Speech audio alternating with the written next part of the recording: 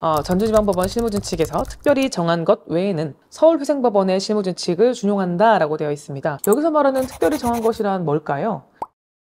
안녕하세요. 희생파산연구소 이상인 변호사입니다. 최근 2024년 8월 1일부터 전주지방법원에서 개인회생에 관한 실무준칙을 만들어서 발표하고 이를 기준으로 업무가 진행되고 있는데요.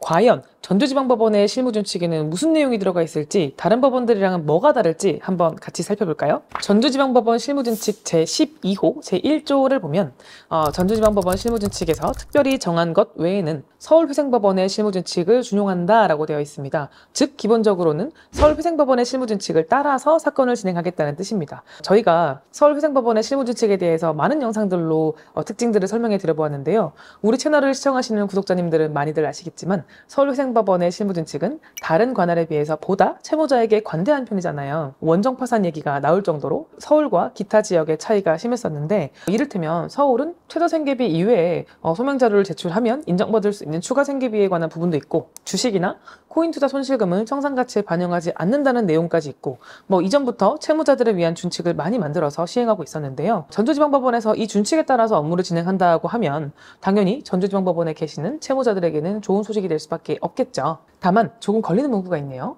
전주지방법원 실무준칙에서 특별히 정한 것 외에는 이라고 하니까 여기서 말하는 특별히 정한 것이란 뭘까요? 다행히 별건 아니고요. 자료 제출 목록에 대한 부분인데요. 자료 제출 목록이란 개인회생 사건을 접수할 때 그 관할 법원이 특별히 요구하는 양식에 맞춰서 제출해야 되는 목록이 따로 지정된 건데요.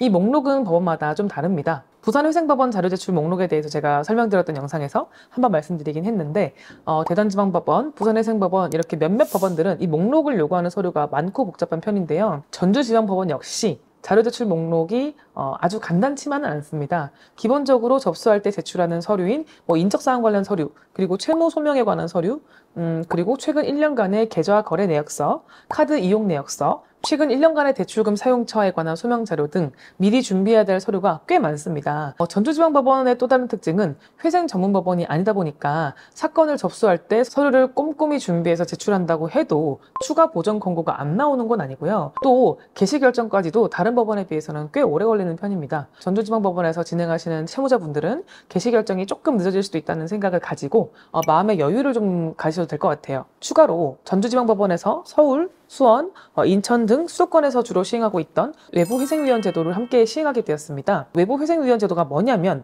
원래는 법원 안에서 회생위원이 개인회생 사건을 검토하고 보정을 내리고 이런 과정들이 있는데요. 서류가 좀 복잡하거나 난이도가 있는 사건들은 외부회생위원에게 사건을 배당해서 좀 더 사건을 전문적으로 검토한다라고 보시면 되는데요. 이 경우에는 외부회생위원 선임 비용이 15만 원 가량 발생되니까 개인회생을 진행하실 때 참고하시면 좋겠습니다. 참고로 저희가 전주지방법원의 개인회생 실무준칙을 좀 보자면, 아까 말씀드린 것처럼 이 준칙에서 정한 것 외에는 서울회생법원 실무준칙을 따른다라는 점에 대해서는 이제 설명을 드려봤고, 전주지방법원에서만 쓰는 필수 자료가 뭐냐, 굉장히 복잡해요. 인적사항 관련 서류, 그 다음에 채권자 목록 관련 서류, 그 다음에 재산, 지방세 성별 과세증명서, 소유 부동산에 관한 등기사항 전부증명서, 이런 것들은 다른 법원에서 다 제출을 하는 건데, 물론 보정 때 제출하는 거긴 하지만요. 여기 특징이 뭐냐면, 만약에 최근 2년 내에 이혼을 했다라고 하면 전 배우자에게 재산 분할로 1,000만 원 이상 재산을 이전해 준 경우에는 그 재산 내역을 내라, 이런 내용도 있고요. 그리고 협의 이혼을 했는데 미성년 자녀가 있다, 그러면 양육비 부담 조서가 있으면 내라. 그 다음에 재판상 이혼을 했다면 판결서나 조정조서 등 확정 증명 을 내라, 이런 내용도 있고요. 만약에 최근 10년 내에 개인회생이나 개인파산을 신청한 적이 있다면 그 관련 서류를 또 내야 돼요.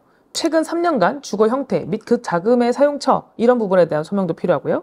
그 다음에 최근 1년 이내에 발생한 채무의 사용처, 최근 1년간 발생한 채무를 어디에 어떻게 썼는지에 대해서 사용 금액별로 양식을 이 전주지방법원에서만 쓰는 양식대로 제출을 해야 되고요. 그 다음에 신용카드 내역에서는 50만 원 이상 거래 내역을 소명을 해야 되고요.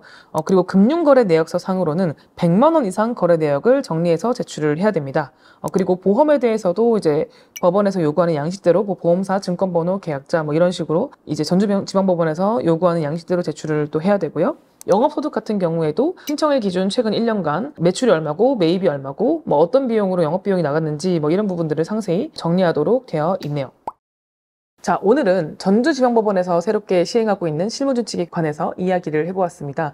결과적으로는 이 준칙에서 특별히 정해둔 내용, 즉 자료제출 목록과 외부회생위원 선임에 관한 내용 외에 기본적인 진행은 모두 서울회생법원의 실무준칙을 준용한다고 보시면 되니까 전주지방법원에서 사건을 진행하시는 분들이 보다 빠르게 문제없이 개시결정을 받으실 수 있길 바라보겠습니다. 대한민국에 더 이상 개인회생, 개인파산 채무자가 없어지는 그날까지, 채무자들이 더 이상 회생파산연구소의 문을 두드리지 않는 그날까지 초심을 잃지 않고 최선을 다해서 채무정리를 도와드리겠습니다. 빚에 대한 답은 회생파산연구소에 있습니다. 감사합니다.